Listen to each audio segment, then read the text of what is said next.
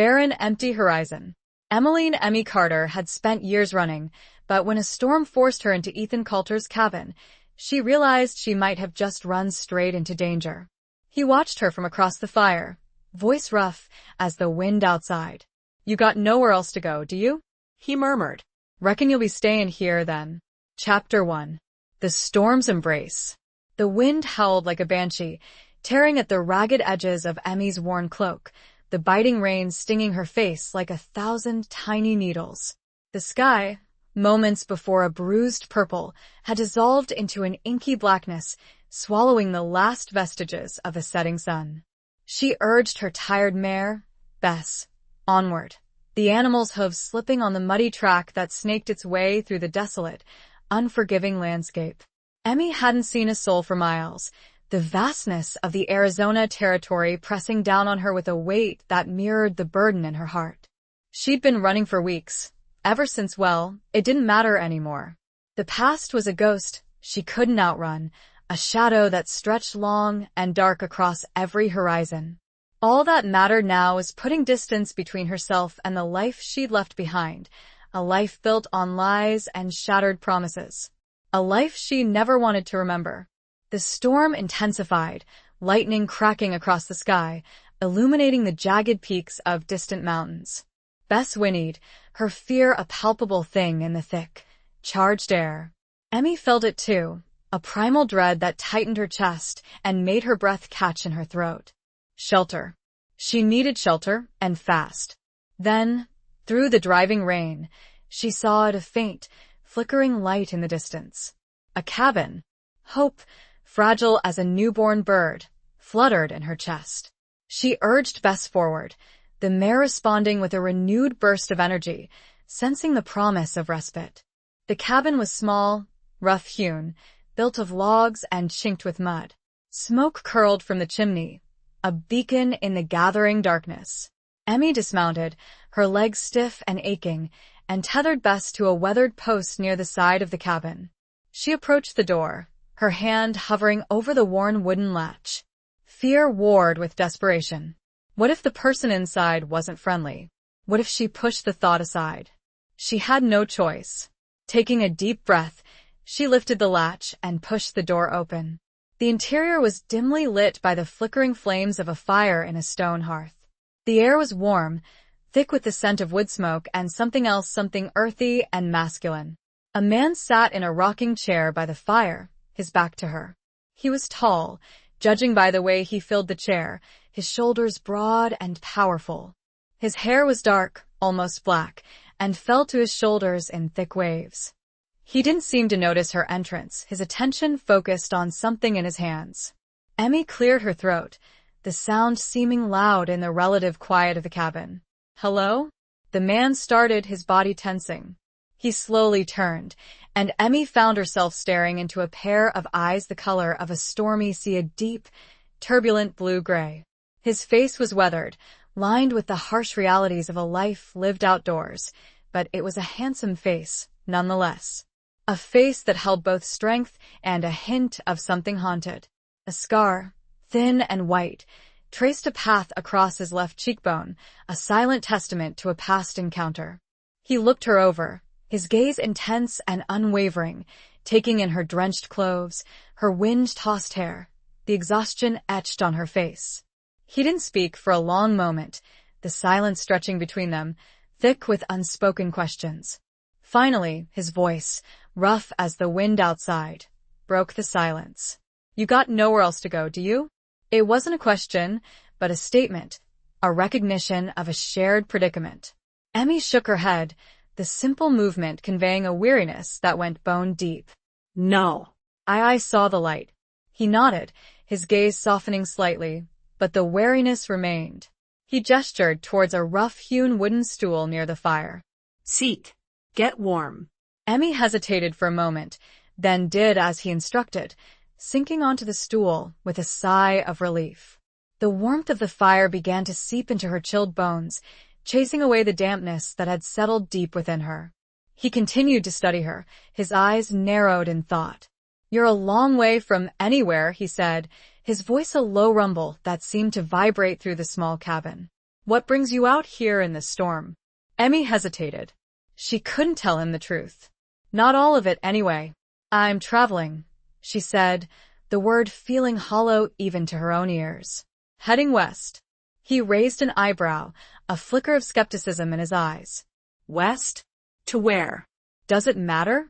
She countered, a hint of defiance creeping into her voice. She was tired of answering questions, tired of explaining herself. He held her gaze for a long moment, then slowly shook his head. Reckon it doesn't, he said, his voice losing some of its edge. He returned his attention to the object in his hands, which Emmy now saw was a piece of leather he was meticulously cleaning with a small, worn cloth. A gun belt, she realized, the leather dark and supple, the buckle gleaming faintly in the firelight. The silence returned, punctuated only by the crackling of the fire and the relentless drumming of the rain against the cabin roof. Emmy watched him, her mind racing. Who was this man?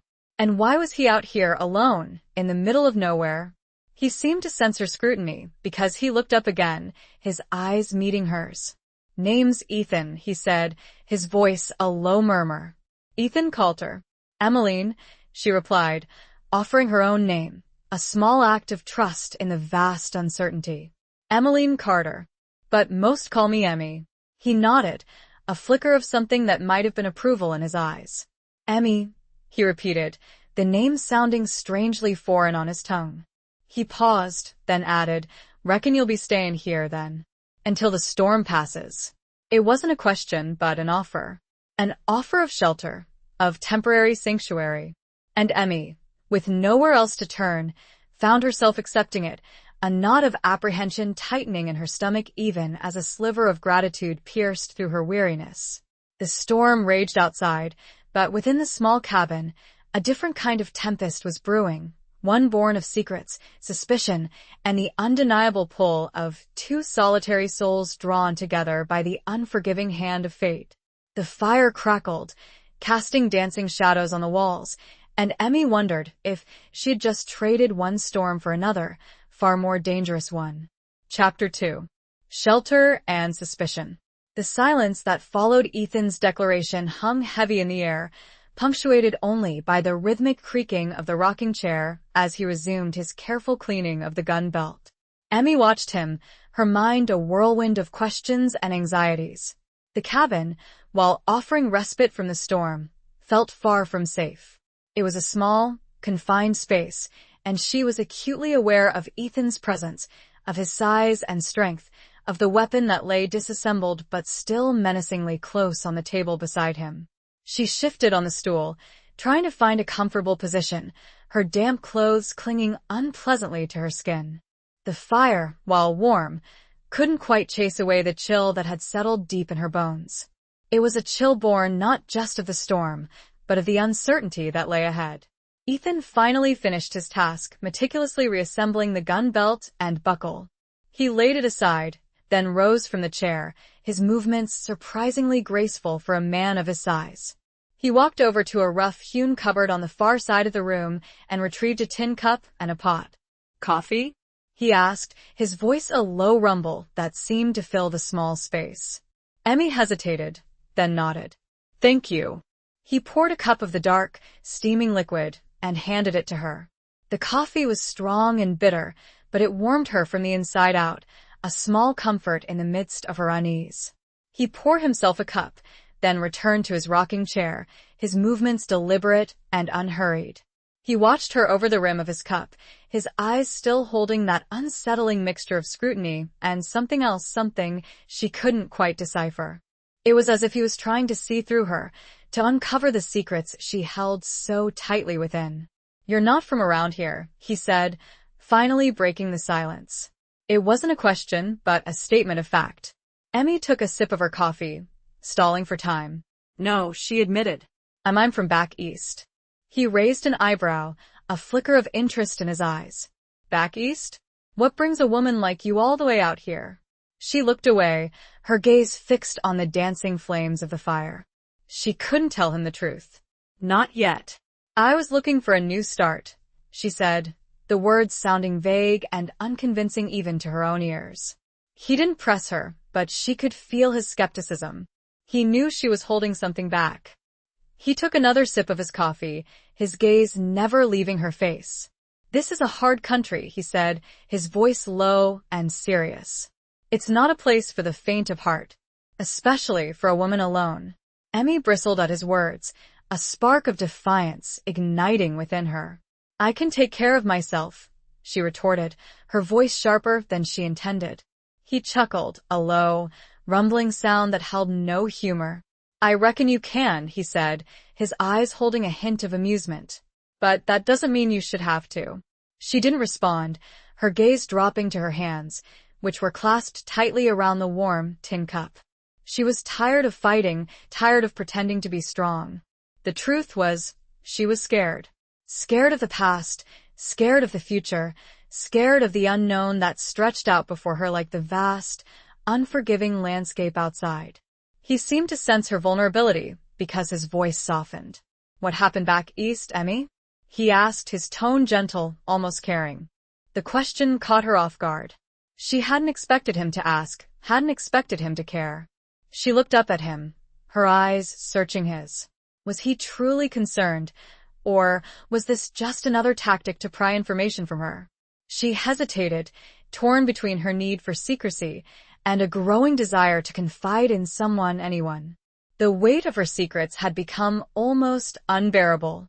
It's a long story," she said, her voice barely a whisper.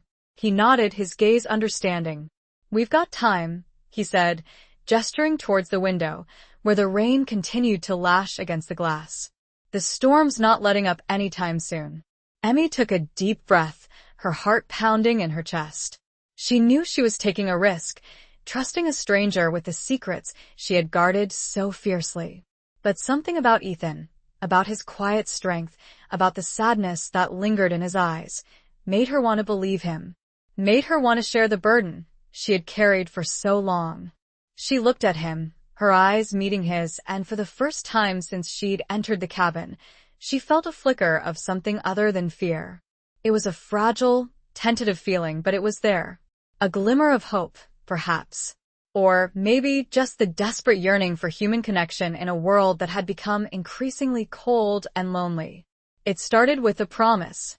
She began, her voice trembling slightly, the words catching in her throat as the memories, raw and painful, began to surface.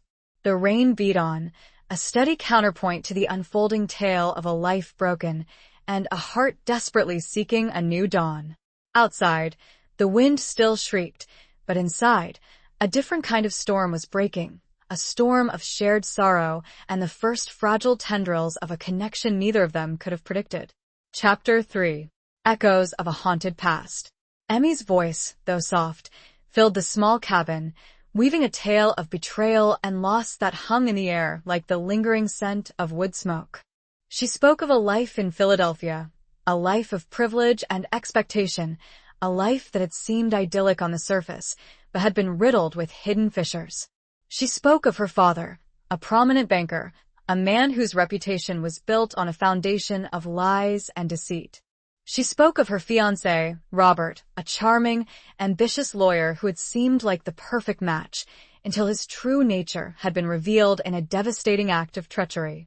Ethan listened intently, his gaze fixed on her face, his expression unreadable. He didn't interrupt, didn't offer platitudes or empty words of comfort. He simply allowed her to speak, to unburden herself of the pain she had carried for so long. "Robert, he wasn't who I thought he was," Emmy said, her voice cracking with emotion. "He was involved in illegal dealings with my father. They were using the bank to launder money, to fund all sorts of unsavory activities." She paused, taking a shaky breath, the memory still raw and painful. "I found out by accident. I overheard a conversation, saw some documents. I confronted Robert, and he threatened me." Her hands trembled, and she wrapped them tighter around the now empty tin cup, as if seeking some semblance of warmth and security. "He said if I told anyone, he would ruin my family, destroy everything my father had built. He said he would make sure I ended up with nothing." Ethan's eyes narrowed, a flicker of anger in their depths. Did you go to the authorities? Emmy shook her head. I couldn't. My father, he was already ill. The shock of it all, IT would have killed him. And Robert, he had connections. Powerful connections. I knew he could make good on his threats. She looked down at her hands, her voice barely a whisper. So I ran. I took what little money I could gather, and I ran. I left everything behind, and my family, my friends, my life. The silence returned, heavy and oppressive. The fire had burned down to embers, casting long, flickering shadows on the walls. The storm outside had begun to subside, the wind now a low moan, the rain a gentle patter against the roof. Ethan finally spoke, his voice low and thoughtful. You think he'll come after you? Emmy shrugged, a feeling of helplessness washing over her. I don't know. I hope not. But I can't be sure. He's a vindictive man, Ethan. He doesn't like to lose. Ethan nodded, his gaze hardening. This country's full of men like that, he said, his voice grim. Men who think they can take whatever they want, consequences be damned. He stood up and walked over to the fireplace, adding a few more logs to the dying embers. The flames flickered back to life, casting a warm glow over the room. He turned back to Emmy, his eyes searching hers. You said you were heading west, he said. Do you have a destination in mind? Emmy shook her head. No. Not really. I needed to get away. To start over. To find a place where I could be safe. He studied her for a long moment, his expression unreadable. Then he said, this cabin, it's not much, but it's safe. You can stay here as long as you need to. The offer took her by surprise. She hadn't expected it, hadn't even dared to hope for it. She looked up at him, her eyes filled with a mixture of gratitude and apprehension. Why? She asked, her voice barely a whisper. Why would you do that for me? You don't even know me. He met her gaze, his eyes holding a depth of understanding that belied his rough exterior. I know what it's like to run, he said, his voice low and heavy. To be haunted by the past. To need a place to hide. He paused, then added, and I reckon everyone deserves a second chance. Even out here. His words resonated deep within her, striking a chord of shared experience, of shared pain. She saw in his eyes a reflection of her own haunted past, a glimpse of a man who had known his own share of loss and betrayal. She nodded, tears welling up in her eyes. Thank you, Ethan, she said, her voice thick with emotion. Thank you. He offered a small, almost imperceptible smile, a flicker of warmth in his otherwise stoic expression. It was a smile that hinted at a hidden vulnerability, a suggestion of the man he might have been before the harsh realities of the frontier had hardened him. He turned away, busying himself with refilling their coffee cups, a silent acknowledgement of the unspoken bond that had formed between them, a bond forged in the crucible of shared pain and the fragile hope of a new beginning.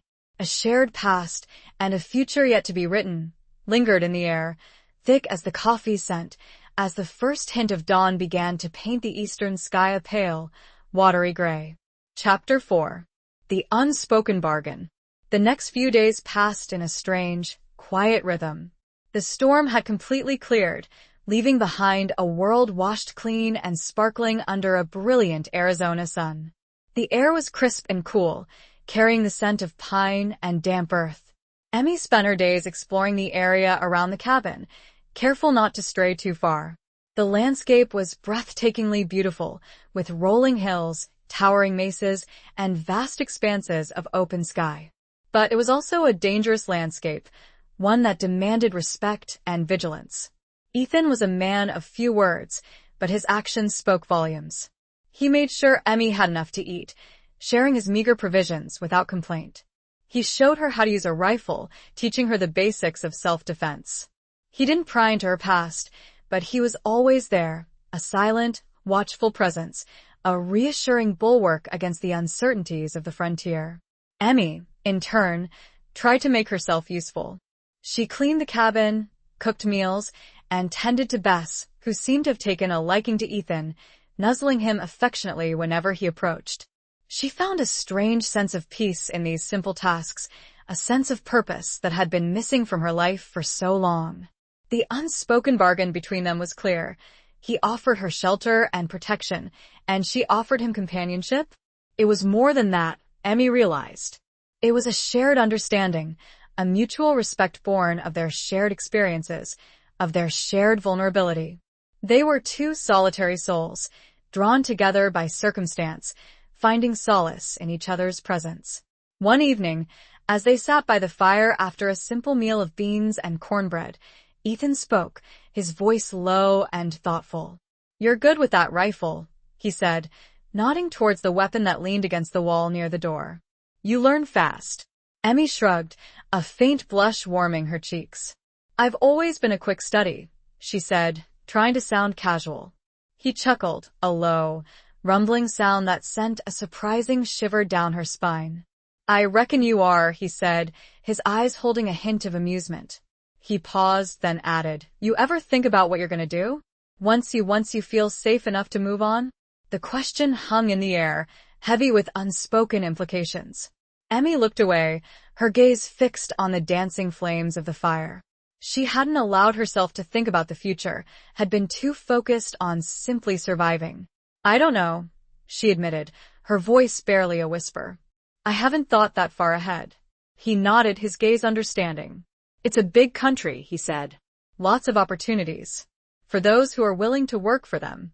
He paused, then added, "There's a town, not too far from here. Havens Pass. It's a small place, but it's growing. Might be a good place to start over."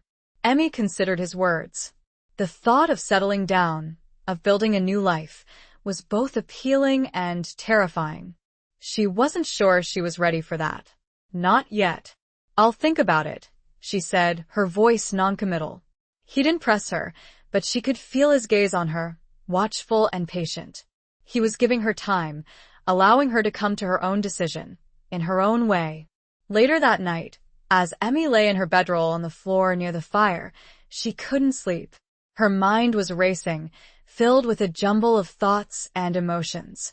She thought about Ethan, about his quiet strength, about the sadness that lingered in his eyes.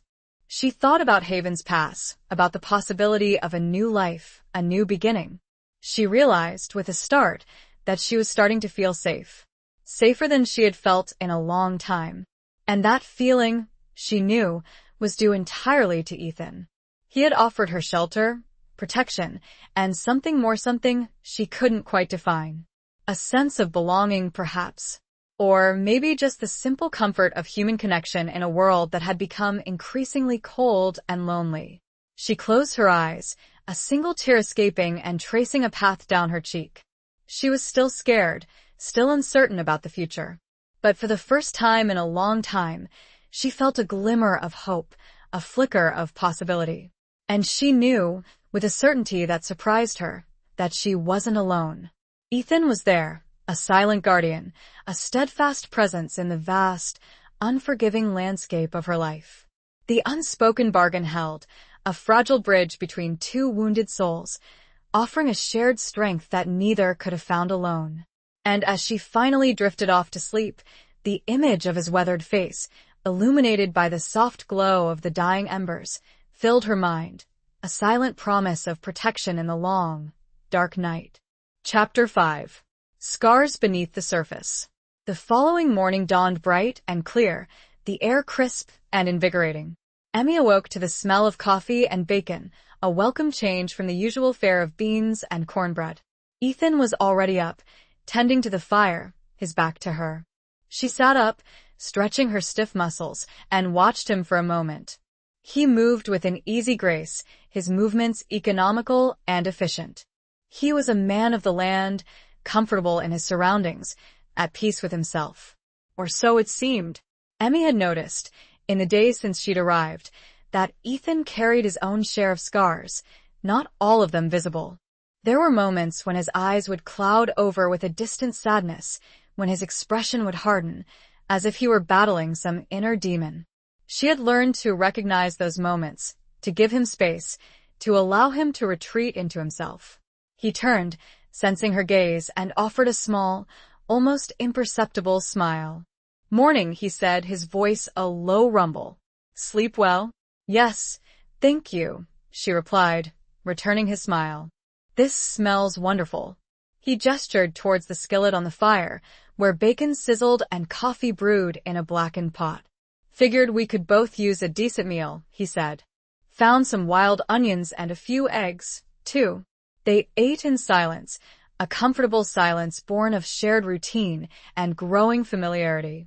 Emmy savored the simple meal, appreciating the effort Ethan had made. It was more than just food, it was a gesture of care, a silent acknowledgement of their unspoken bond.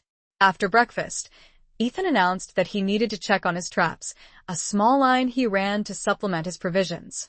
He invited Emmy to join him, and she readily agreed, eager to explore more of the surrounding area. As they walked, Ethan pointed out various plants and animals, sharing his knowledge of the land.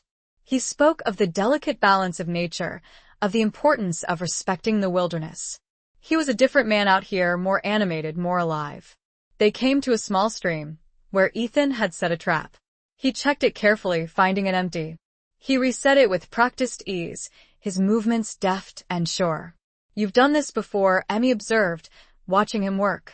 He nodded, his gaze fixed on the trap. Grew up doing it, he said, his voice low. My father taught me. He paused, then added, he was a good man. A hard man, but a good one. Emmy sensed a story there, a story he wasn't quite ready to share. She didn't press him, but she filed the information away, adding another piece to the puzzle that was Ethan Coulter. As they continued their walk, they came to a clearing where a large, weathered rock jutted out from the hillside. Ethan stopped, his gaze fixed on the rock. This is where I come to think, he said, his voice soft, almost reverent. When I need to clear my head. He sat down on the rock, patting the space beside him, inviting Emmy to join him. She sat, feeling the warmth of the sun on her face, the gentle breeze rustling through her hair. They sat in silence for a long moment, simply enjoying the peace and tranquility of the surroundings. Then, Ethan spoke, his voice low and hesitant.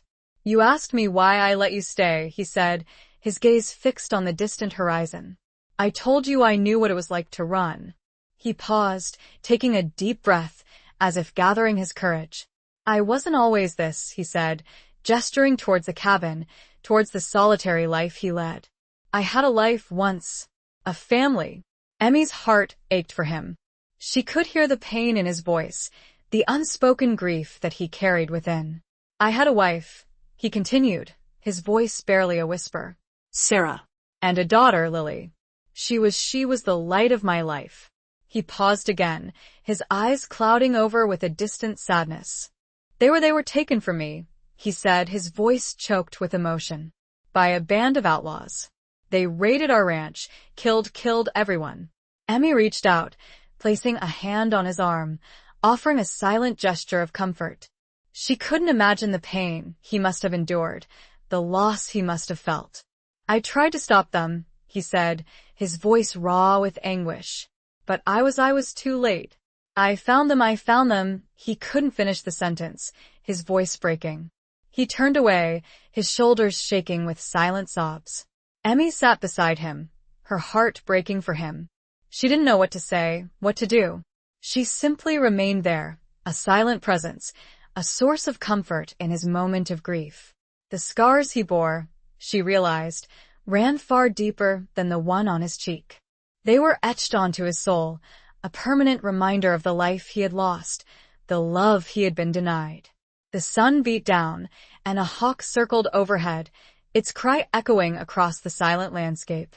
It was as if the world itself was holding its breath, acknowledging the weight of the sorrow that hung heavy in the air. Chapter 6. A Glimmer of Trust. Ethan eventually regained his composure, wiping his eyes with the back of his hand, a gesture that seemed both vulnerable and intensely masculine.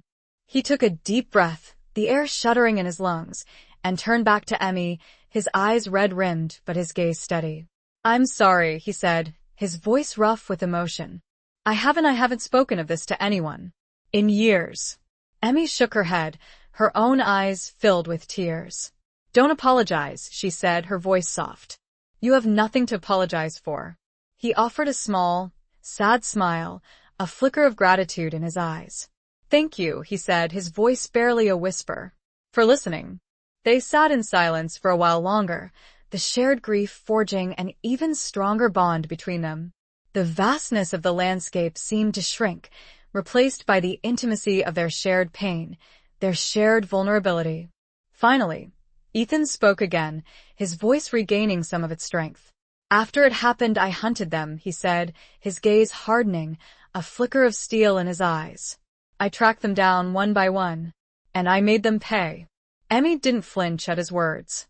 She understood the need for vengeance, the burning desire for justice. She had felt it herself after Robert's betrayal. Did it help?"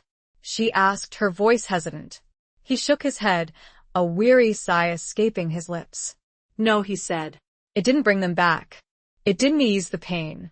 He looked out at the horizon, his gaze distant, lost in the memories of his past. "I realized, after a while, that vengeance wasn't the answer. It was just another form of darkness. It was consuming me, turning me into something I didn't want to be." He turned back to Emmy, his eyes searching hers. "That's why I came here," he said. "To this place. To try to find some peace.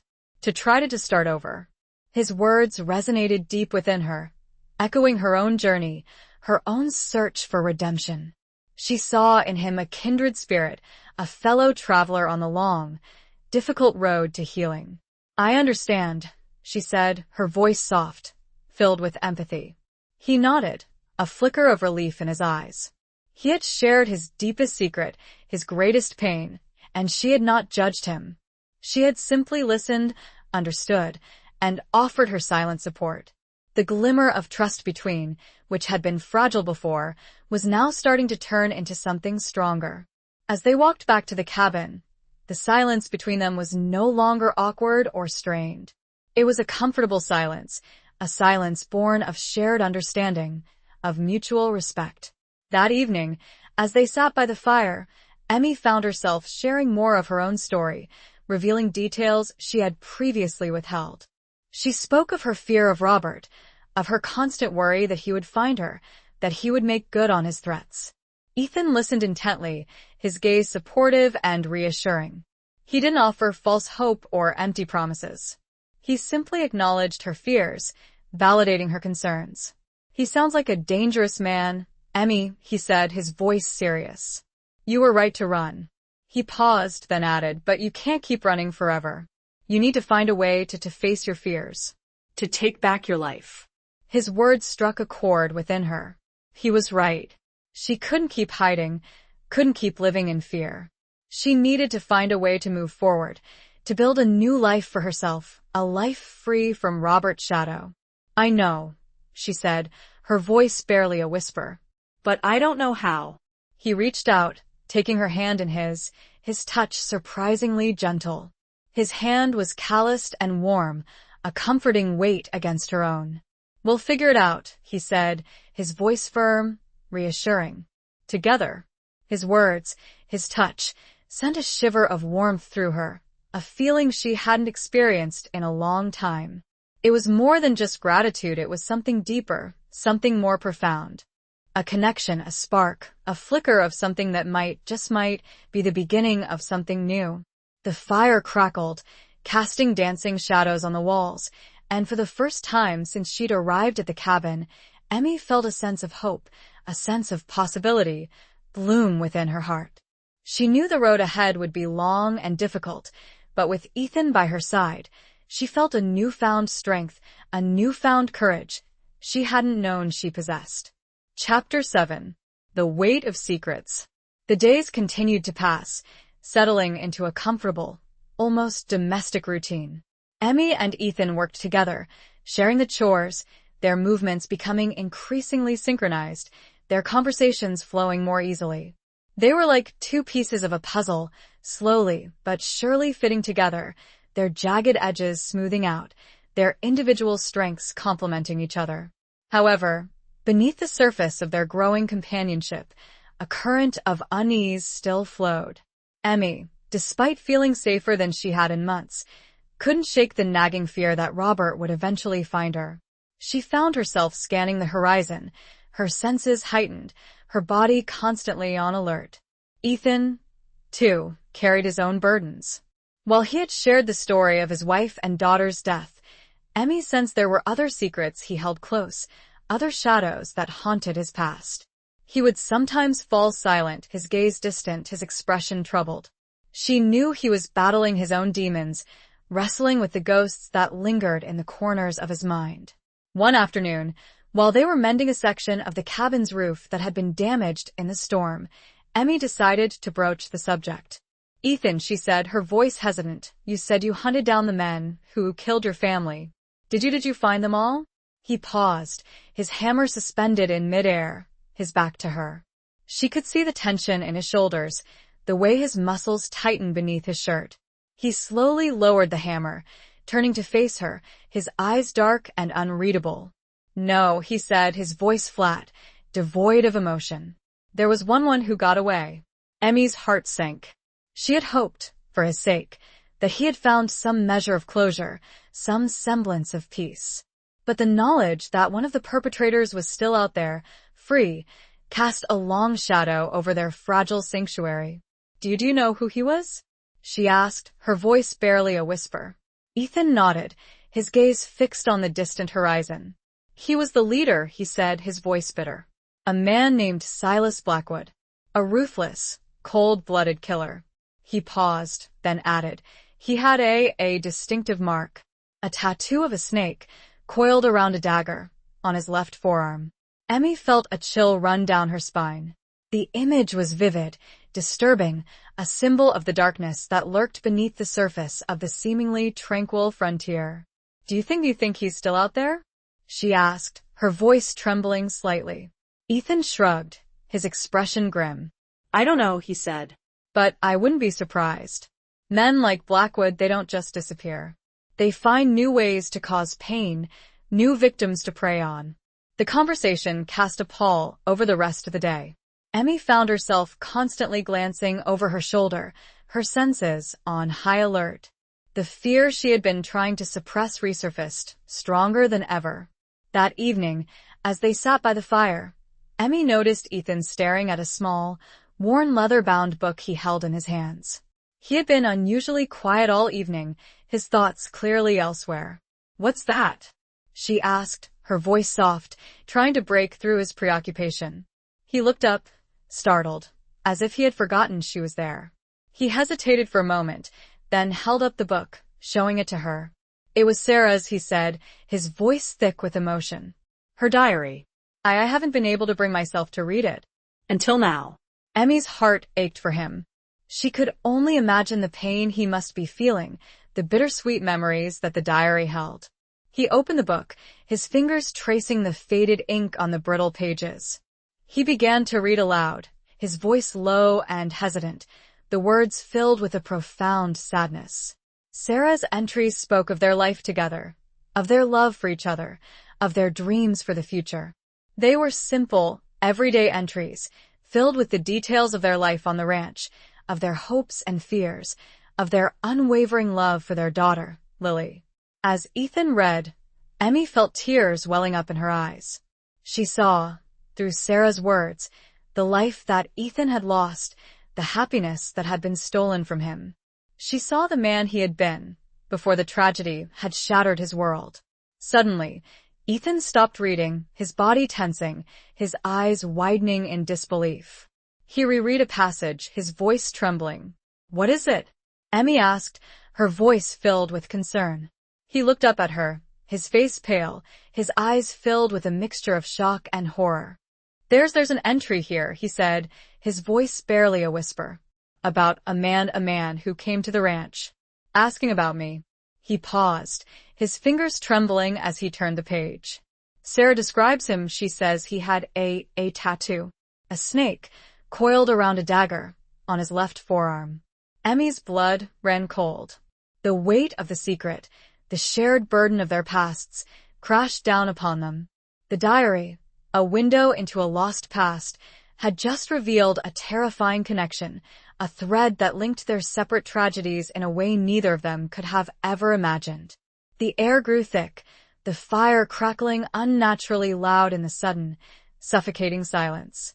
Chapter 8. Frontier Justice.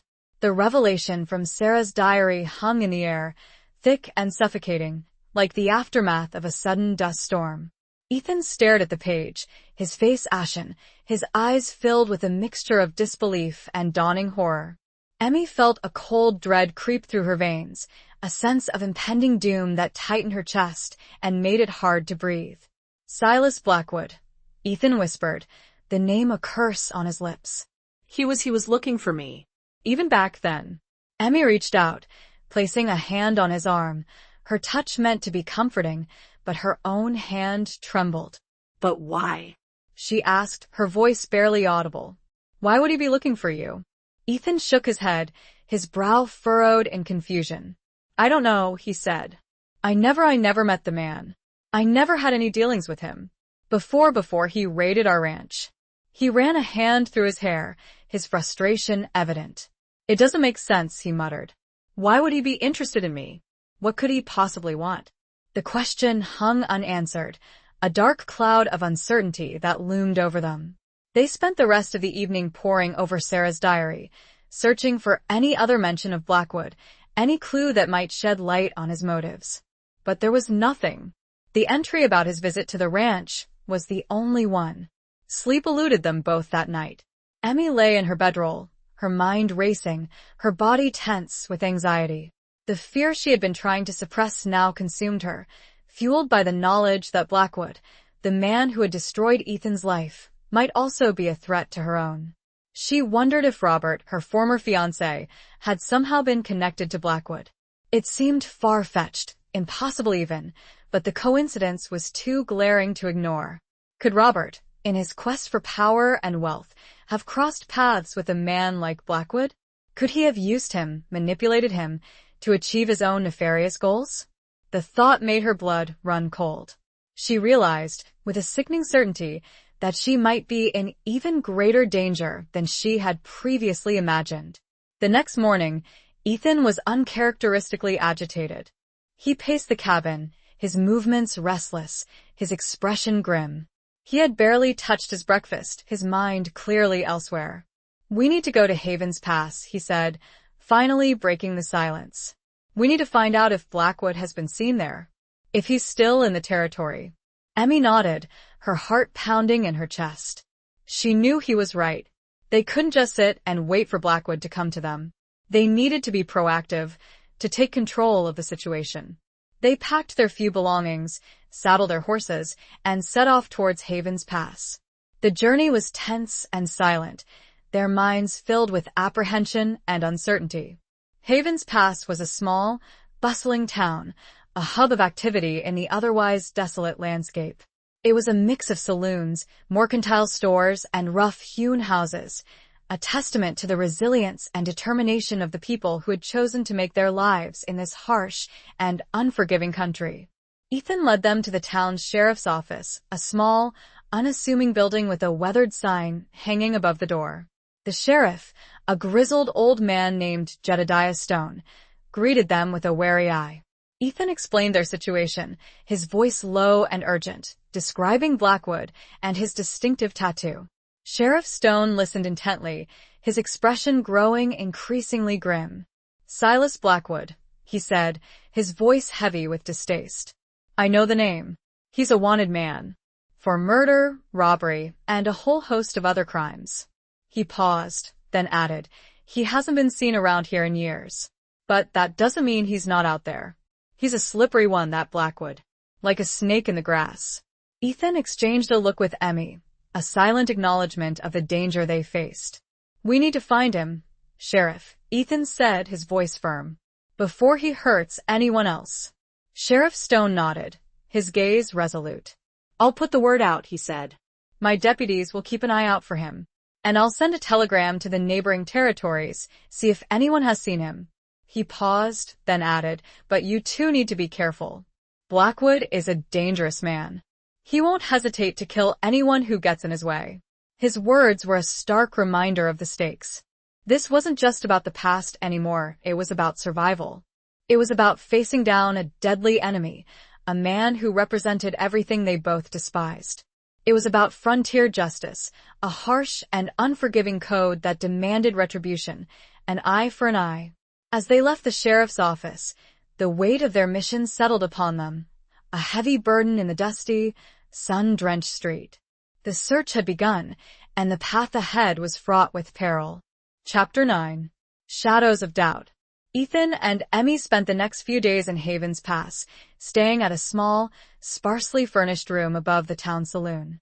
The noise from below, the raucous laughter, the clinking of glasses, the occasional gunshot, made it difficult to sleep, but they were too on edge to rest anyway. They spent their days searching the town, asking questions, showing Blackwood's description to anyone who would listen. They visited the saloons, the mercantile stores, the livery stable, even the town's small, dusty cemetery, hoping to find some clue, some trace of the man who haunted their past. But their efforts yielded nothing. No one had seen Blackwood. No one recognized his description. It was as if he had vanished into thin air.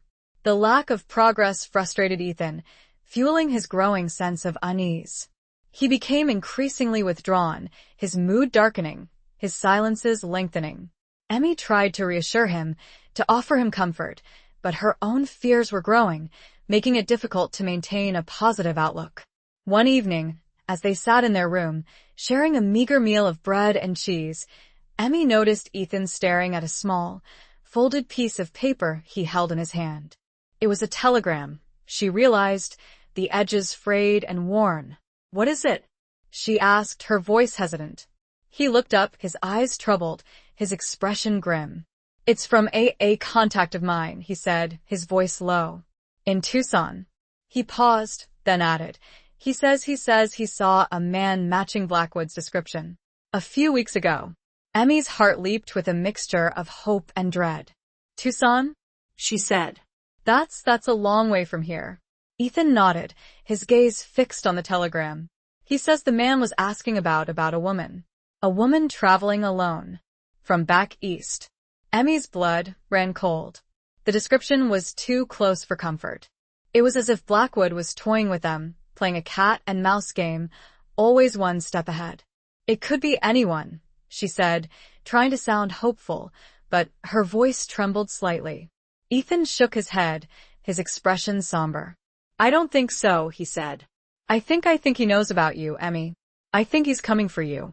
The words hung in the air, heavy with menace. Emmy felt a wave of fear wash over her, a cold dread that tightened her chest and made it hard to breathe. "But why?" she asked, her voice barely a whisper. "Why would he be interested in me? I don't even know the man." Ethan looked at her, his eyes filled with a mixture of concern and something else. Something she couldn't quite decipher. Doubt? Suspicion? "I don't know," he said, his voice hesitant. "But I intend to find out." He paused, then added, "There's something that's been bothering me. Ever since we read Sarah's diary." Emmy's heart sank. She had sensed his growing unease, his unspoken questions. She had hoped she was wrong, but the look in his eyes confirmed her fears. "What is it?" she asked, her voice trembling. He hesitated for a moment, his gaze searching hers. You said you ran, because your fiancé threatened you. Because he was involved in illegal dealings." He paused, then added, "But what if there's more to it than that? What if you're not telling me the whole truth?" His words hit her like a physical blow. She felt a wave of hurt, of betrayal, wash over her. He didn't trust her. He suspected her of something. "How can you say that?" she asked, her voice choked with emotion. After everything we've shared?" He looked away, his expression troubled. "I don't want to believe it, Emmy," he said, his voice low. "But I can't ignore the possibility. The coincidence, it's too much." He paused, then added, "Blackwood was looking for you. Back then. Before he killed my family. And now he's looking for you again. There has to be a connection. There has to be a reason." The shadows of doubt loomed large between them, threatening to destroy the fragile bond they had forged. The trust, so carefully nurtured, was now crumbling, replaced by suspicion and fear. The room felt cold, despite the warmth of the Arizona sun streaming through the window. The silence stretched, thick with unspoken accusations, with the weight of unanswered questions. Chapter 10. The Price of Freedom. Emmy stared at Ethan, her heart aching with a mixture of hurt and anger. She had trusted him, confided in him, shared her deepest fears and vulnerabilities. And now, he was questioning her, doubting her, suspecting her of what? She didn't even know. "I don't understand," she said, her voice trembling. "What are you accusing me of? What do you think I've done?" Ethan sighed, running a hand through his hair, his frustration evident. "I don't know, Emmy," he said, his voice weary. I need to understand. I need to know why Blackwood is looking for you. There has to be a reason." He paused, then added, "You said your fiancé was involved in illegal dealings. What kind of dealings? What was he involved in?" Emmy hesitated, her mind racing. She had been vague about Robert's activities, deliberately withholding some of the details, fearing that Ethan would judge her, that he would see her as tainted by her association with him. But now she realized she had no choice. She had to tell him the truth. The whole truth. He was involved in land speculation, she said, her voice low, hesitant. Illegal land speculation. He was working with some very powerful men. Men who were willing to do anything to get what they wanted. She paused, taking a shaky breath. They were buying up land, forcing people off their property, using intimidation, violence, even murder. Ethan's eyes widened, his expression hardening. "And your father?" he asked, his voice sharp. "Was he involved?" Emmy hesitated, her gaze dropping to her hands, which were clasped tightly in her lap.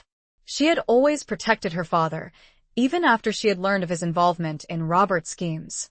She had loved him, despite his flaws, despite his weaknesses. He knew, she admitted, her voice barely a whisper. He turned a blind eye. He profited from it. Ethan let out a long, slow breath, his gaze filled with a mixture of disappointment and understanding. "And you?" he asked, his voice gentle, almost pleading. "Did you know? Did you participate?" Emmy shook her head, tears welling up in her eyes. "No," she said, her voice firm.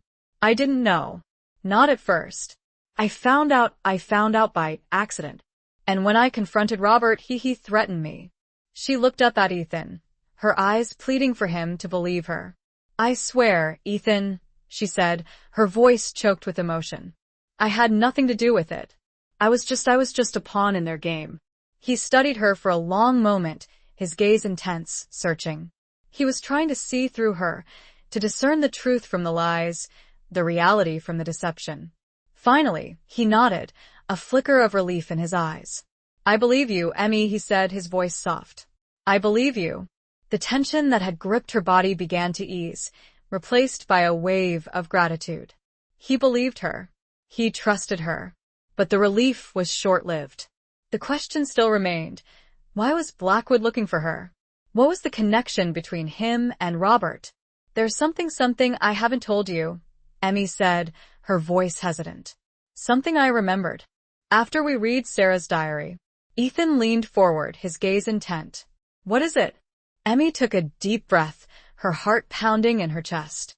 The night I confronted Robert," she said, her voice trembling. He said he had a partner. A silent partner. Someone who handled the dirty work." She paused, then added, He said this partner was a ruthless son of a bitch. A man who would stop at nothing to get what he wanted." Ethan's eyes widened, his expression hardening. "Blackwood," he whispered, the name a curse on his lips. The pieces of the puzzle were starting to fall into place, forming a dark and terrifying picture. Robert, in his quest for wealth and power, had partnered with Blackwood, a man who had already destroyed one life, one family. And now he was coming for Emmy. The price of freedom, Emmy realized, was far higher than she had ever imagined. It wasn't just about escaping the past, it was about confronting it, about facing the consequences of her choices, of her association with a man like Robert. The weight of that realization settled upon her, a heavy burden in the small, stuffy room. The shadows of doubt might have dissipated between her and Ethan, but the larger shadow, the one cast by Silas Blackwood, loomed larger and darker than ever before. Chapter 11.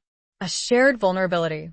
The air in the room was thick with tension, the unspoken fear hanging heavy between them. The revelation that Robert and Silas Blackwood were connected, that they had been partners in crime, had shaken Emmy to her core. It had also confirmed Ethan's worst suspicions, validating his doubts and fueling his determination to find Blackwood and bring him to justice. "We need to go to the sheriff," Ethan said, his voice firm, resolute.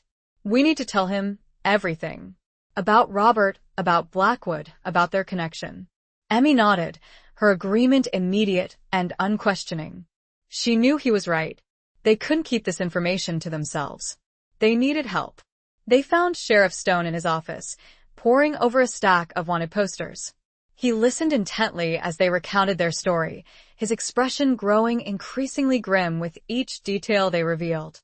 "So, your fiancé was in league with Blackwood all along," he said, his voice heavy with distaste.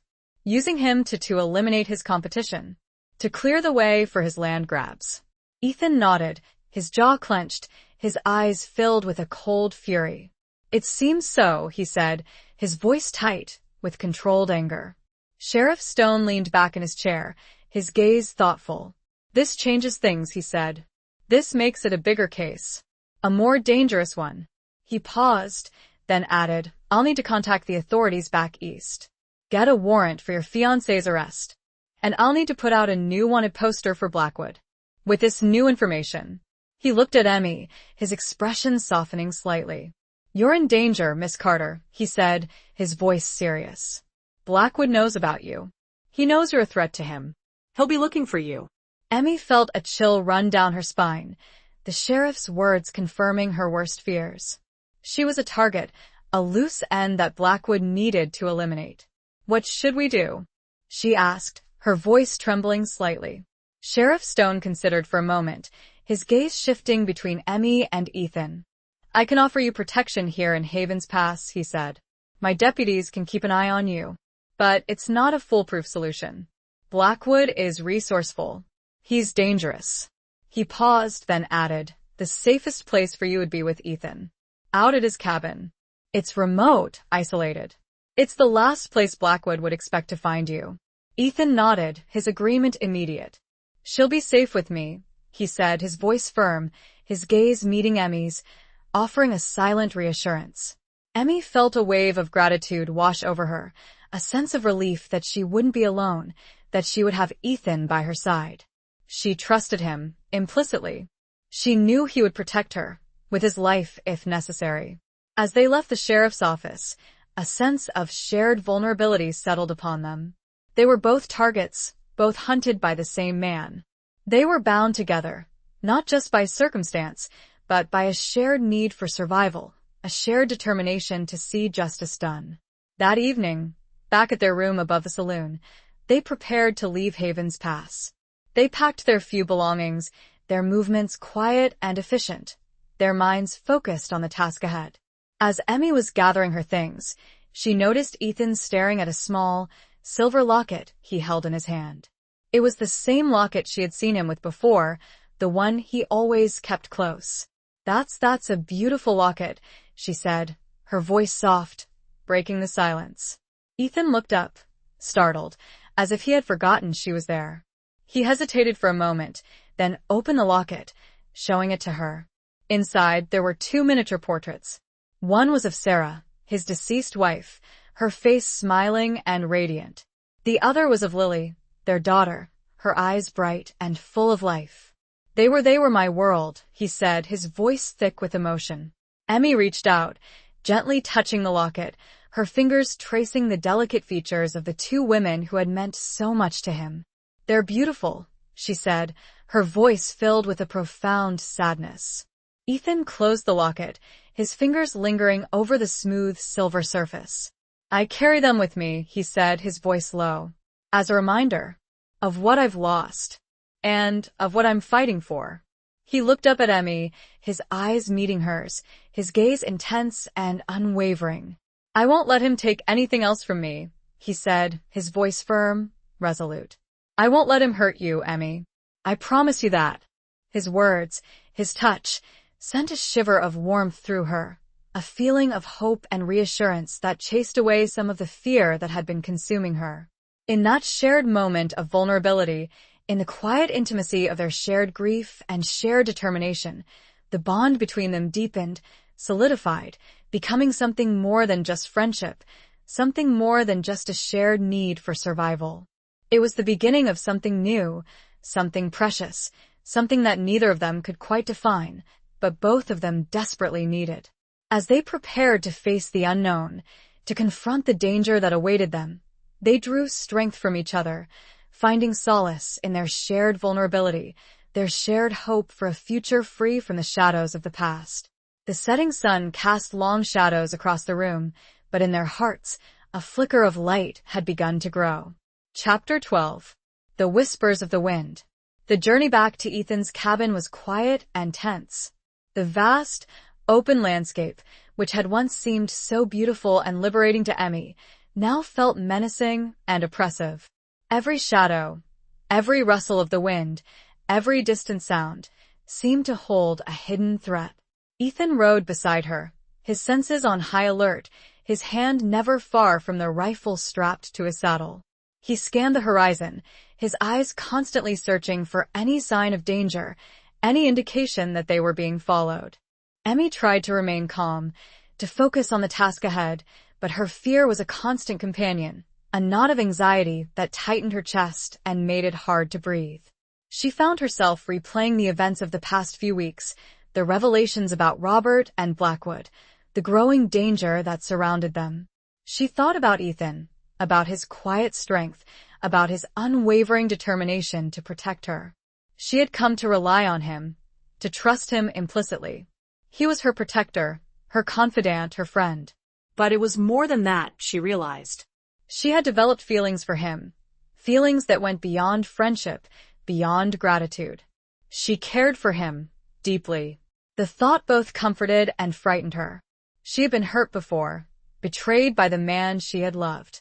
She was wary of opening her heart again, of risking another heartbreak. But Ethan was different. He was honest, loyal, and courageous. He had his own demons, his own scars, but he faced them with a quiet dignity that she admired. As they neared the cabin, Emmy noticed a change in Ethan's demeanor. He became even more vigilant, his eyes narrowed, his body tense.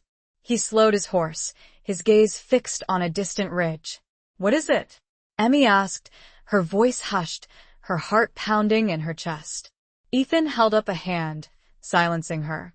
He dismounted, his movements slow and deliberate, and handed her the reins of his horse. "Stay here," he whispered, "and be quiet." He crept forward, his rifle in hand, his body low to the ground. He disappeared behind a cluster of rocks, his movements silent and stealthy. Emmy waited, her heart in her throat, her senses on high alert. She strained to hear any sound, any indication of what was happening. The silence was deafening, broken only by the whisper of the wind through the dry grass. Suddenly, a shot rang out, the sound echoing across the vast landscape. Emmy gasped, her body tensing with fear. She wanted to run, to go to Ethan, but she knew she had to stay put, to follow his instructions. Another shot followed, then another. A brief, intense gunfight ensued, the sounds of gunfire punctuated by shouts and cries. Then silence. Emmy waited, her breath held captive in her lungs, her body trembling with fear. The silence stretched on, agonizingly long, each second feeling like an eternity. Finally, she saw Ethan emerge from behind the rocks, his rifle lowered, his expression grim. He walked slowly towards her, his movements weary, his clothes covered in dust and grime. "Are you all right?" Emmy asked, her voice trembling, her eyes searching his. Ethan nodded, his gaze meeting hers. "I'm fine," he said, his voice rough. But they weren't. He gestured towards the ridge, where the bodies of two men lay sprawled on the ground. They were rough-looking characters, their clothes ragged, their faces hard and unforgiving. Outlaws, clearly. They were waiting for us," Ethan said, his voice filled with a mixture of anger and relief. "They must have been tracking us." Emmy felt a wave of nausea wash over her. The reality of their situation hit her with full force. They were being hunted, not just by Blackwood, but by his henchmen, by men who were willing to kill for him. Ethan examined the bodies, searching for any clue, any indication of who they were, who had sent them. He found nothing, only the weapons they carried and the clothes on their backs. He turned back to Emmy, his eyes filled with a deep concern. "We need to get to the cabin," he said, his voice urgent. "We need to be ready. They'll be coming for us, Emmy. Blackwood won't give up." His words sent a shiver of fear down her spine, but they also ignited a spark of defiance within her. She wouldn't cower. She wouldn't run. She would stand and fight alongside Ethan. She would face her fears, and she would overcome them. The whispers of the wind seemed to carry a message, a warning, but also a promise, that even in the darkest of nights, hope could still endure. They had each other, and they would face whatever came, together. Chapter 13. Blood and Betrayal. The relative safety of the cabin felt precarious now, the walls seeming thinner, the windows more vulnerable.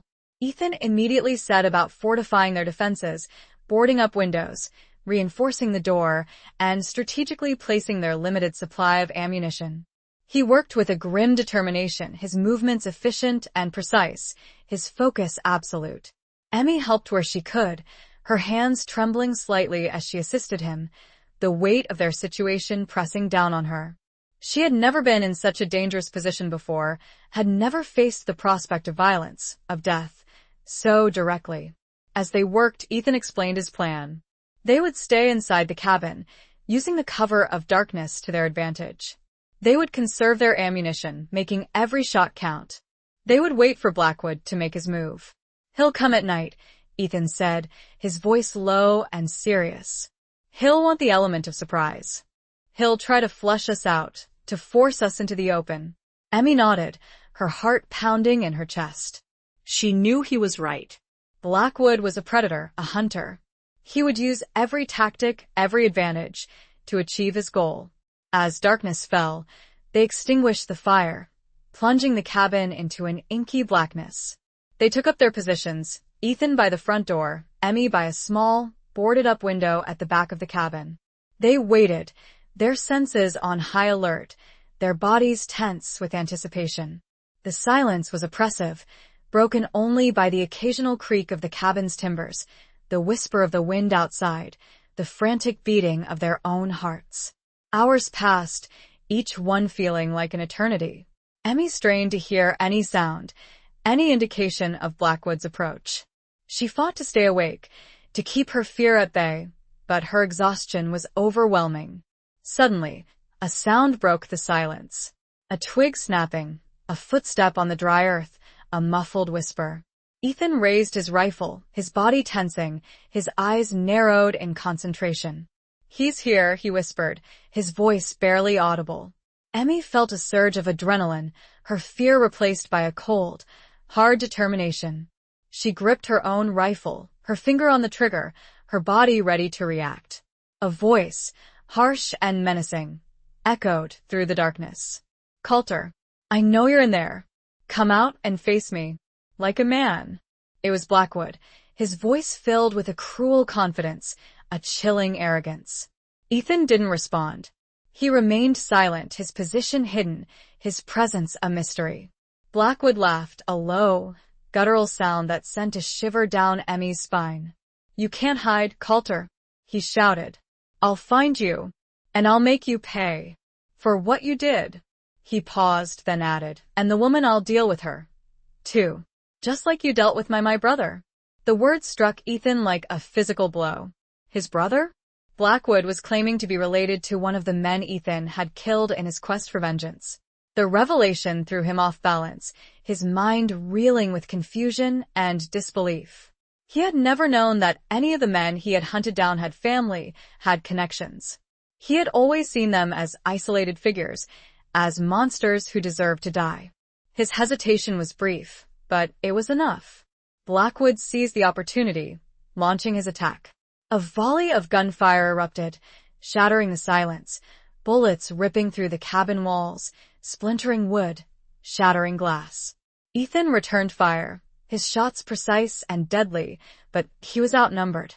Blackwood had brought more men with him, a small army of outlaws who were determined to see him dead. Emmy fired her rifle, her shots wild and desperate, her aim hampered by the darkness and her own inexperience. She saw one of the attackers fall, his body crumpling to the ground, but there were too many of them. Suddenly, a burning sensation ripped through her shoulder, a searing pain that made her cry out. She had been hit. Ethan heard her cry, his heart lurching with fear. He turned, his eyes scanning the darkness, trying to locate her. "Emmy!" he shouted, his voice filled with concern. "Are you all right?" I'm hit," she gasped, her voice weak, her hand clutching her shoulder, her fingers sticky with blood. Ethan cursed, his anger fueling his determination. He had to protect her. He had to get her out of there. He fired a few more shots, driving back the attackers, creating a brief window of opportunity. He rushed to Emmy's side, his eyes filled with a desperate urgency. He saw the blood, the wound in her shoulder, and his heart sank. He had failed her. He had promised to protect her, and he had failed. He scooped her up in his arms, her body surprisingly light, and carried her towards the back of the cabin, towards a small, hidden cellar he had discovered earlier. It was their only chance, their last hope of escape. As he carried her, he felt her body trembling, her breath shallow and ragged. He whispered words of comfort, of reassurance, but he knew the situation was dire. They were trapped, outnumbered, and outgunned. And Emmy was bleeding, her life slipping away with each passing moment. The betrayal of his past actions, the blood he had spilled, had come back to haunt him, threatening to take the one thing he had begun to cherish. Emmy. Chapter 14. The Unraveling Truth. Ethan gently lowered Emmy into the cellar, a cramped, dark space beneath the cabin floor. The air was damp and musty, the smell of earth and decay filling her nostrils. She shivered, her body racked with pain, her mind clouded with fear. Ethan quickly followed, pulling the heavy wooden door closed above them, plunging them into complete darkness. He fumbled for his tinderbox, striking a spark, igniting a small piece of cloth. The flickering flame cast long, dancing shadows on the cellar walls, revealing a space barely large enough for the two of them. He examined Emmy's wound, his touch gentle despite the urgency of the situation. The bullet had grazed her shoulder, tearing through flesh and muscle, but it had missed any major arteries. It was a painful wound, but not life-threatening, if they could stop the bleeding. He ripped a strip of cloth from his shirt, using it to bandage her wound, his movements deft and practiced.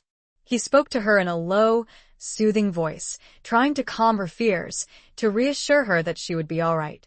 "It's not too bad, Emmy," he said, his voice steady, despite the turmoil of emotions he felt. "It's just a graze. We'll get you patched up." Emmy nodded, her eyes filled with tears, her body trembling with pain and shock. She trusted him, implicitly. She knew he would do everything he could to protect her. The sounds of gunfire continued above them, muffled by the thick wooden floor, but still a constant reminder of the danger they faced.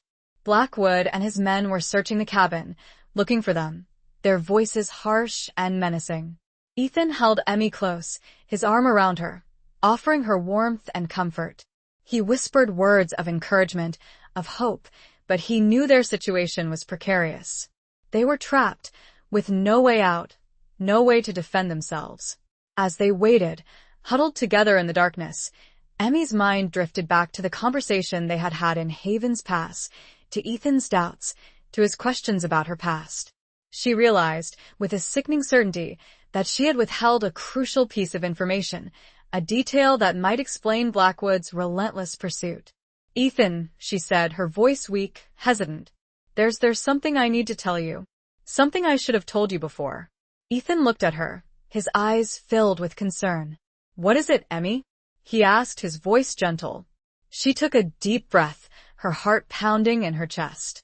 "The land," she said, her voice trembling. "The land Robert was stealing, it wasn't just any land." She paused, then added it was sacred land. To the Apache. Land that held a secret. Ethan's eyes widened, his expression shifting from concern to surprise. A secret? He asked, his voice hushed. What kind of secret? Emmy hesitated, her mind racing. She had learned of the secret by accident, stumbling upon a hidden map, a coded document, among Robert's papers. She hadn't understood its significance at the time, had dismissed it as just another one of Robert's schemes. There was a legend, she said, her voice barely a whisper. A legend about a lost gold mine, hidden somewhere on that land. A mine that held unimaginable riches. Ethan stared at her, his eyes filled with disbelief. A gold mine? He said. You're saying Blackwood is after the gold? Emmy nodded, her gaze meeting his. I think so, she said. I think Robert knew about the mine. And I think he told Blackwood. I think that's why he's been looking for me. He thinks I know where it is. The truth, long buried, finally unraveled, revealing a web of greed, betrayal, and violence that stretched back years, connecting their pasts in a way neither of them could have ever imagined. The whispers of the wind, the legend of lost gold, the blood spilled on sacred land, it all made sense now. Blackwood wasn't just seeking revenge, he was seeking fortune. And Emmy was the key, the unwitting possessor of a secret that could cost them both their lives. The confined space of the cellar seemed to shrink further, the weight of the revealed truth adding to the already suffocating atmosphere. Chapter 15. A desperate plea. The revelation hung in the air, thick and heavy, adding another layer of complexity to their already desperate situation. Ethan processed the information, his mind racing, trying to make sense of it all. A lost gold mine, a legend, a secret. It seemed like something out of a dime novel, not the harsh reality of their lives. But he knew Emmy wouldn't lie about something like this. She was telling the truth, and that truth had just raised the stakes even higher. Blackwood wasn't just a vengeful outlaw, he was a greedy, ruthless treasure hunter, and he would stop at nothing to get what he wanted. The map, Ethan said, his voice urgent. You said you saw a map. Do you remember anything about it? Any details? Any clues? Emmy shook her head, her eyes filled with frustration and regret. I didn't pay much attention to it, she said, her voice weak. I saw it, briefly, but I didn't understand it. It was coded with strange symbols, drawings. I dismissed it as nonsense. She paused, then added, but I remember one thing. There was a drawing of a mountain, a distinctive mountain with 3 peaks. And there was a mark, a symbol, near the base of the mountain. Ethan's mind raced. A mountain with 3 peaks. It was a vague clue, but it was something. It was a starting point. Suddenly, a loud crash from above startled them. Blackwood and his men had found the cellar door. They were trying to break it open, their shouts and curses echoing through the small space. Ethan knew they had very little time. He had to make a decision, and he had to make it fast. He looked at Emmy, his eyes filled with a mixture of determination and something else. Something that looked a lot like love. Emmy, he said, his voice firm, resolute. I'm going to get you out of here. I'm going to get you to safety. He paused, then added, but I need you to trust me. I need you to do exactly what I say. Emmy nodded, her eyes meeting his, her trust in him absolute. Ethan took a deep breath, his mind racing, formulating a plan. It was a desperate plan, a long shot, but it was their only chance. He extinguished the small flame, plunging them back into complete darkness. He whispered his instructions to Emmy, his voice low and urgent, outlining his plan in detail. He then took her hand, his grip firm and reassuring. Ready? He asked, his voice barely a whisper. Ready? Emmy replied, her voice trembling slightly, but her resolve firm. Ethan took a deep breath, then threw open the cellar door, charging out into the cabin, his rifle blazing. He fired a volley of shots, creating a diversion, drawing Blackwood's men away from the cellar. Run, Emmy, he shouted, his voice echoing through the cabin. Run to the horses. Get out of here. Emmy hesitated for a moment, her heart torn between her desire to stay and help him and her need to follow his instructions. Go. Ethan yelled, his voice desperate. I'll be right behind you. I promise.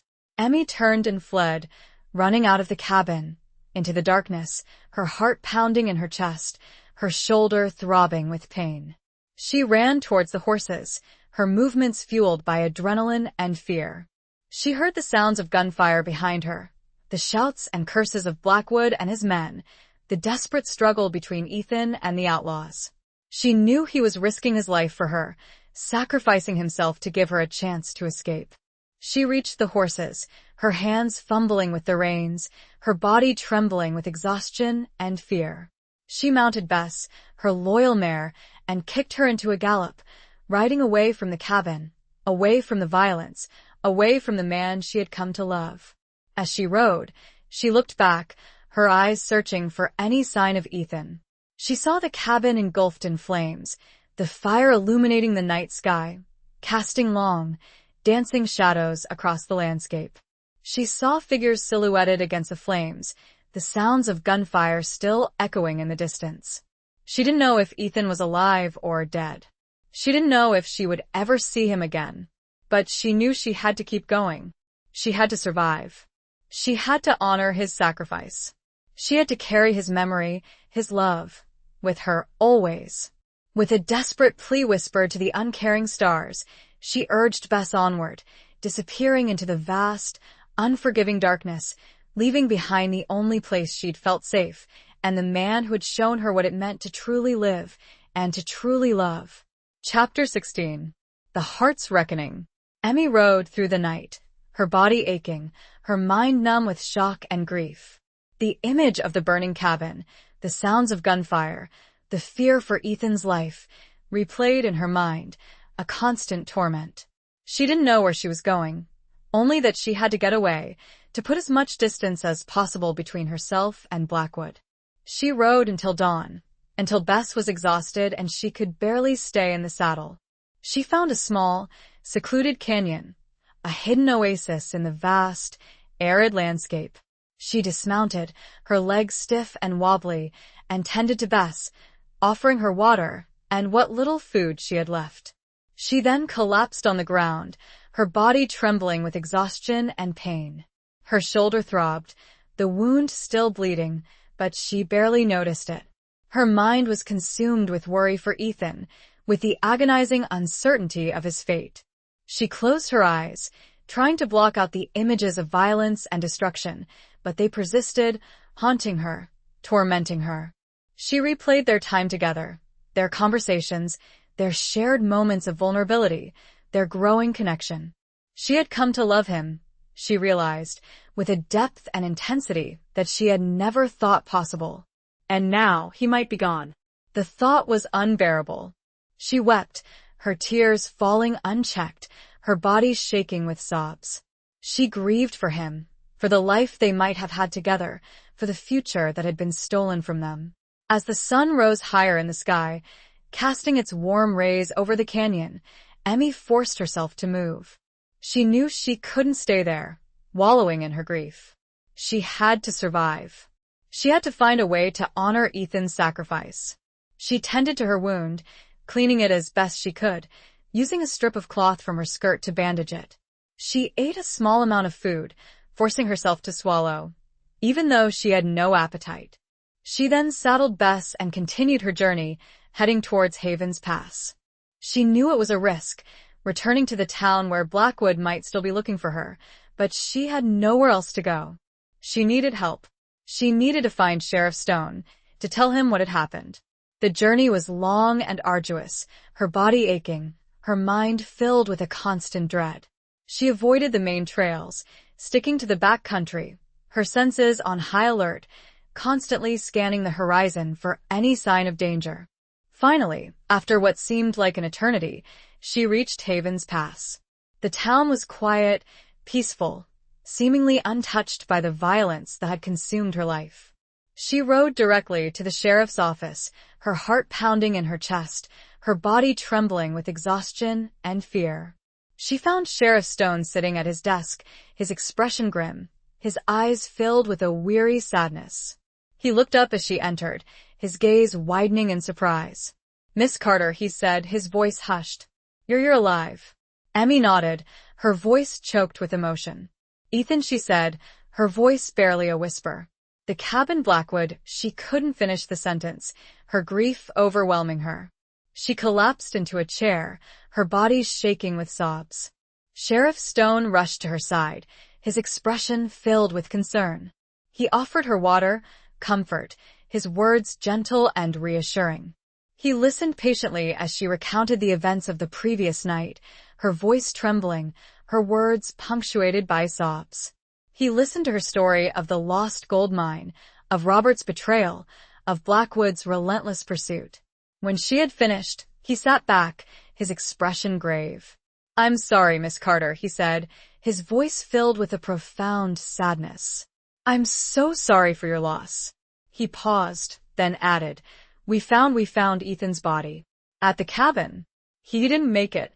The words hit her like a physical blow, confirming her worst fears. Ethan was gone. He was truly gone. She wept, her grief overwhelming, her body shaking with uncontrollable sobs. The world seemed to tilt, to spin out of control. The pain was unbearable, a crushing weight that threatened to consume her. The sheriff let her cry, his presence a silent comfort. He had dealt with too much loss in his years of serving.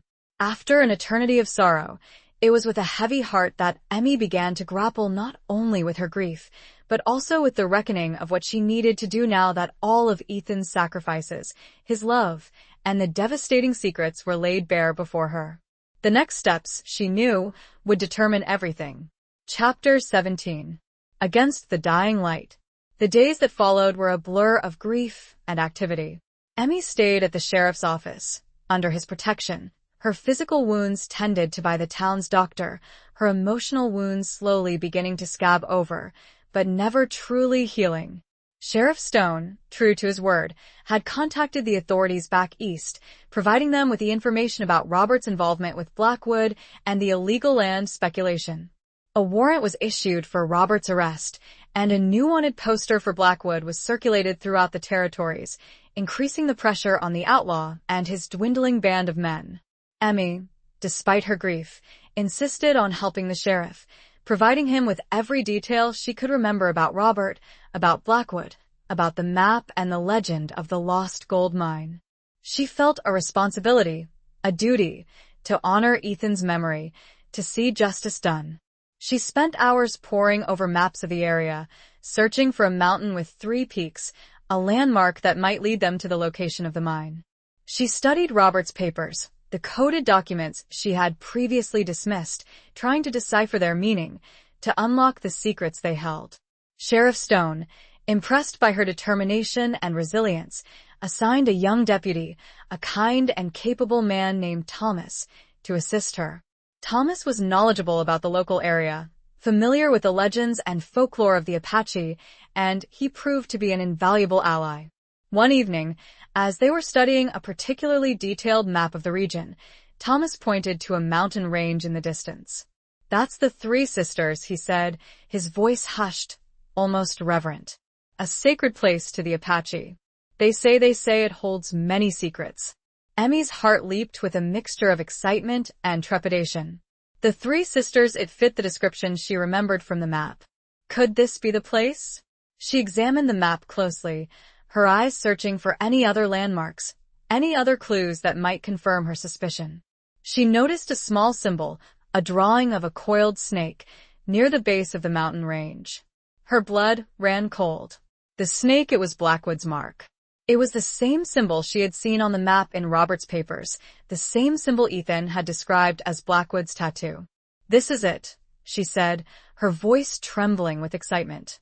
"This is where the mine is. I'm sure of it." Sheriff Stone, alerted by her excitement, joined them, his gaze fixed on the map. He studied it carefully, his expression thoughtful. "It's a long shot, Miss Carter," he said, his voice cautious. "But it's the best lead we have. We'll go. We'll find Blackwood. And we'll bring him to justice." They set off the next morning, a small posse consisting of Sheriff Stone, Emmy, Thomas, and 2 other deputies. They rode towards the 3 Sisters, their minds filled with a mixture of apprehension and determination. The journey was long and arduous, the terrain rough and unforgiving. They rode through canyons, across deserts, over mountains, their bodies aching, their spirits tested. As they neared the mountain range, Emmy felt a growing sense of unease, a sense of impending doom. She knew Blackwood was out there, waiting for them. She knew the confrontation would be deadly. As the sun began to set, casting long, dramatic shadows across the landscape, they reached the base of the Three Sisters. The mountains loomed above them, majestic and imposing, their peaks shrouded in a mystical haze. Suddenly, a shot rang out, the sound echoing through the canyons. They were under attack. Blackwood and his men had ambushed them, taking advantage of the dying light, the cover of the rocks and the shadows.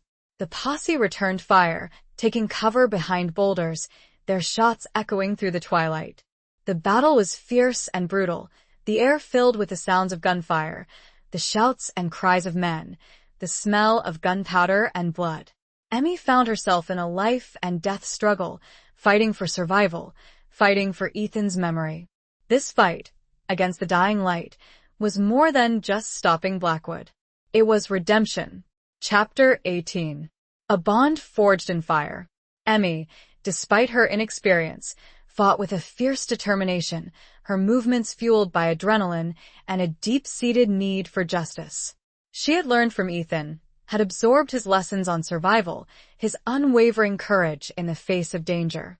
She used the cover of the rocks, her aim steady, her shots surprisingly accurate.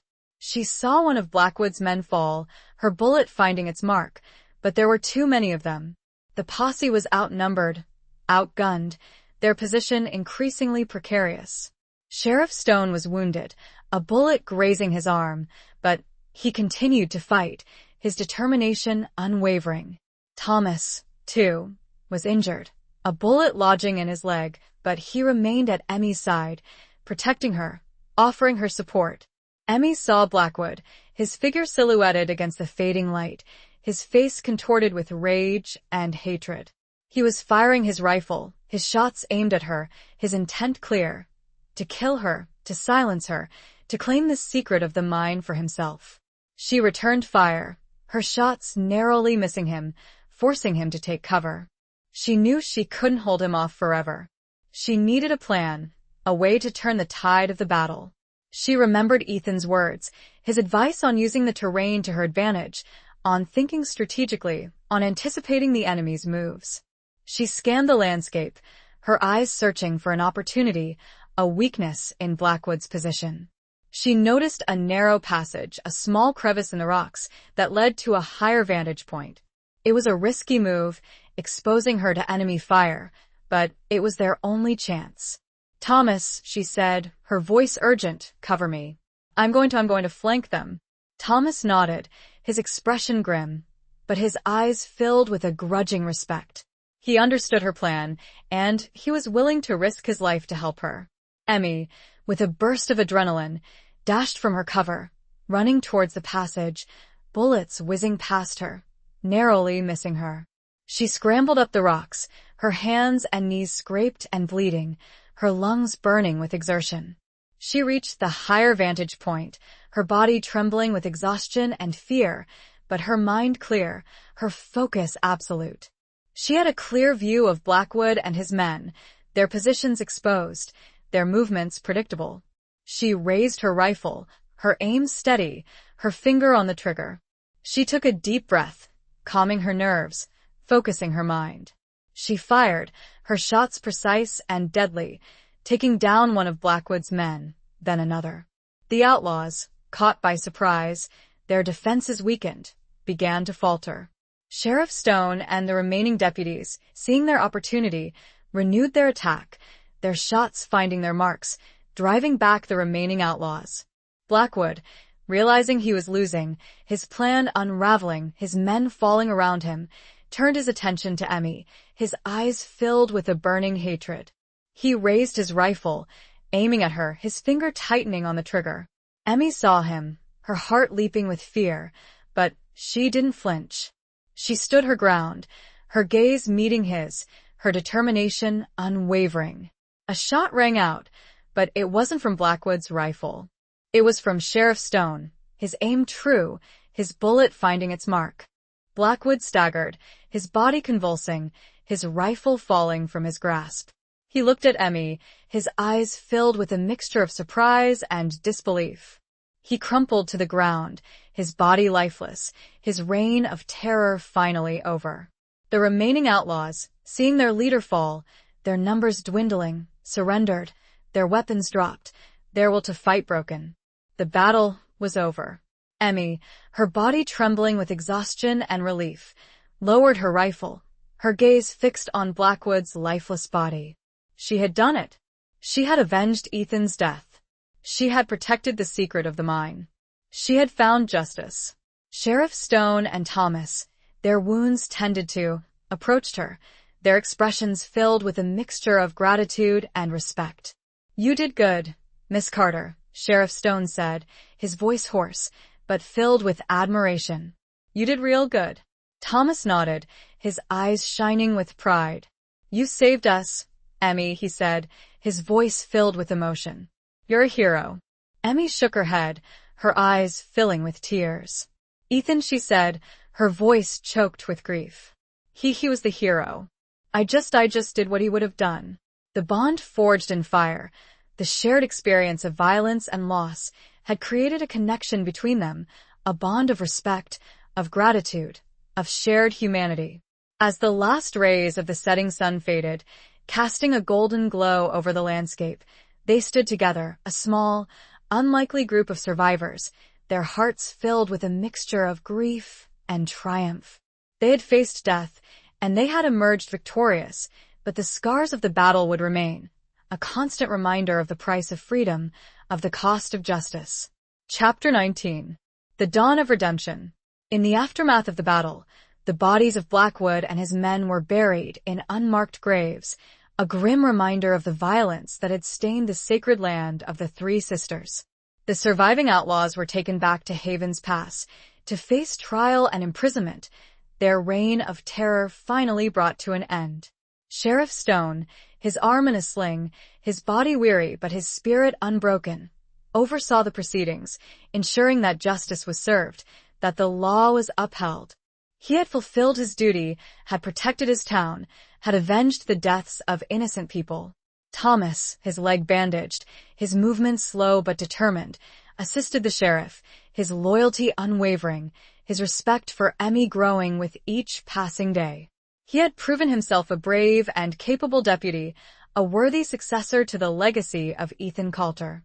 Emmy, her physical wounds healing, her emotional wounds still raw and painful, remained in Haven's Pass, staying at the sheriff's office, her presence a constant reminder of the courage and resilience she had shown in the face of danger. She spent her days assisting the sheriff, helping with the paperwork, the investigations, the endless details of law enforcement.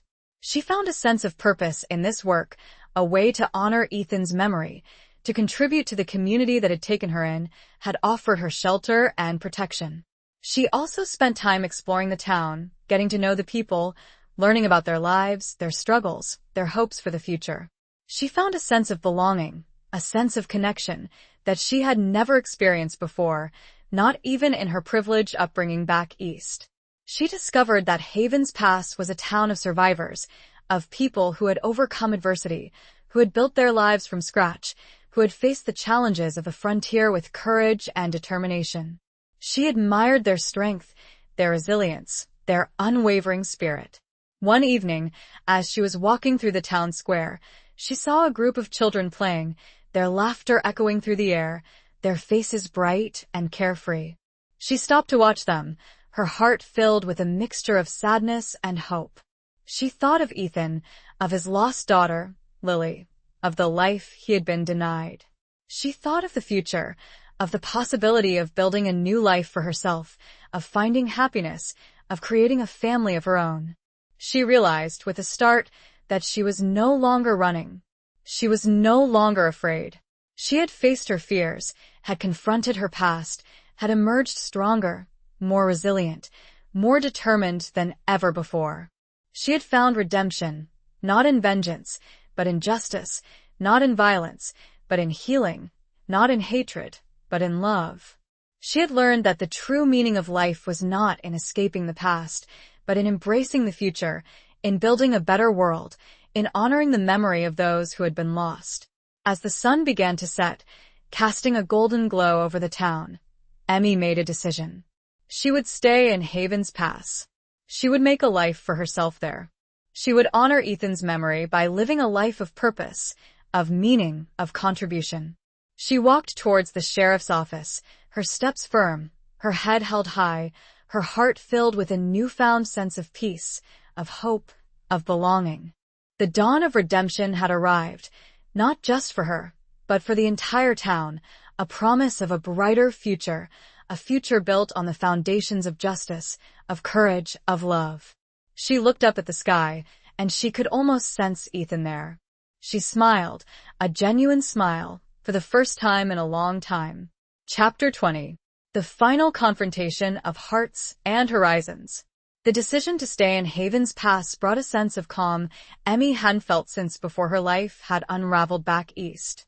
The town, with its rough edges and resilient inhabitants, had become a sanctuary, a place where she could heal, rebuild, and finally confront the lingering shadows of her past. Sheriff Stone, recognizing Emmy's strength and intelligence, offered her a position as his assistant. It wasn't a formal role, but it allowed her to contribute to the town's well-being, to use her skills and knowledge to help others. She accepted the offer, grateful for the opportunity to give back to the community that had embraced her. Her days were filled with a quiet routine, assisting the sheriff, tending to her small room above the saloon which she had insisted on paying for, refusing to be a burden, and spending time with the townspeople, learning their stories, sharing their joys and sorrows. She also continued to study Robert's papers, the coded documents that held the key to the location of the lost gold mine. She worked with Thomas, their shared determination fueled by a desire to honor Ethan's memory and to ensure that the mine, if it existed, would not fall into the wrong hands. One evening, as they were poring over the documents, Emmy noticed a recurring symbol, a small, intricate drawing that she had previously overlooked. It was a stylized representation of a hawk, its wings outstretched, its talons extended. She remembered Ethan's words, his description of the place where he used to go to think, the clearing with the large, weathered rock. He had mentioned a hawk, a bird that often circled overhead, its cry echoing across the silent landscape. A sudden realization struck her, a jolt of recognition that sent a shiver down her spine. The hawk, it was a landmark, a guide, a key to unlocking the secret of the map. She grabbed the map, her hands trembling with excitement, and spread it out on the table. She scanned the area around the three sisters, her eyes searching for any indication of a hawk, a symbol, a drawing. And then she saw it. A small, almost imperceptible mark, nestled between two of the mountain peaks, a stylized representation of a hawk in flight. "Thomas," she said, her voice hushed, her heart pounding in her chest. I think I've found it." Thomas leaned closer, his eyes following her finger, his expression shifting from skepticism to excitement. "The hawk," he said, his voice filled with awe. It's a legend. A story the Apache tell. About a hidden valley, a place of great power, a place where the spirits dwell." They decided to investigate, to follow the map, to see if the legend was true, to discover the location of the lost gold mine. They set off early the next morning, riding towards the three sisters, their minds filled with a mixture of apprehension and anticipation. They followed the map, their progress slow and deliberate, their senses on high alert, constantly scanning the horizon for any sign of danger. They knew that even though Blackwood was dead, there might be others who knew about the mine, others who would be willing to kill for it. As they neared the location indicated on the map, they came to a narrow canyon, a hidden passage between two towering cliffs. The air was cool and damp, the silence broken only by the whisper of the wind, the occasional cry of a hawk circling overhead. They entered the canyon, their horses' hooves echoing on the rocky ground, their hearts pounding with anticipation. The canyon walls rose steeply on either side, casting long, dramatic shadows, creating a sense of mystery and foreboding. And then they saw it. A small, Hidden Valley, nestled between the mountain peaks, a lush oasis in the arid landscape. A stream flowed through the valley, its waters clear and sparkling, its banks lined with trees and wildflowers. It was a place of breathtaking beauty, a place of peace and tranquility, a place that seemed untouched by the violence and greed of the outside world. They dismounted, their movements slow and reverent, their eyes scanning the valley, searching for any sign of the mine. They followed the stream, their footsteps muffled by the soft earth, their senses on high alert. And then they found it, a small opening in the canyon wall, hidden behind a cluster of rocks, a dark and mysterious entrance to the unknown. The lost gold mine. Emmy and Thomas exchanged a look, their eyes filled with a mixture of awe and trepidation. They had found it. They had solved the mystery. They had honored Ethan's memory. But their journey wasn't over. They still had to decide what to do with the mine, how to protect it, how to ensure that its wealth would be used for good, not for evil. This was their final confrontation, not of blood and bullets, but of heart and horizon. They had come so far, and what they chose to do with this secret would define not only their own lives, but the future of Haven's Pass, and perhaps even the destiny of the land itself. The setting sun illuminated the entrance, as if highlighting their final challenge. Epilogue. Emmy and Thomas didn't enter the mine that day. Instead, they carefully concealed the entrance, marking the location with subtle, almost invisible signs, ensuring that only they would be able to find it again. They returned to Haven's Pass, their minds filled with a profound sense of responsibility, their hearts heavy with the weight of their discovery. They confided in Sheriff Stone, sharing their secret, seeking his advice, his guidance. He listened intently, his expression thoughtful, his gaze filled with a mixture of concern and respect. "This is a big responsibility, Miss Carter," he said, his voice serious. "A very big responsibility. This gold, it could change everything. It could bring wealth and prosperity to Haven's Pass. But it could also bring greed, violence, and destruction." He paused, then added, "You need to decide. What do you want to do with it? How do you want to use it?" Emmy and Thomas spent many days discussing the matter, debating the pros and cons, weighing the potential benefits against the potential risks. They consulted with the townspeople, seeking their input, their opinions, their wisdom.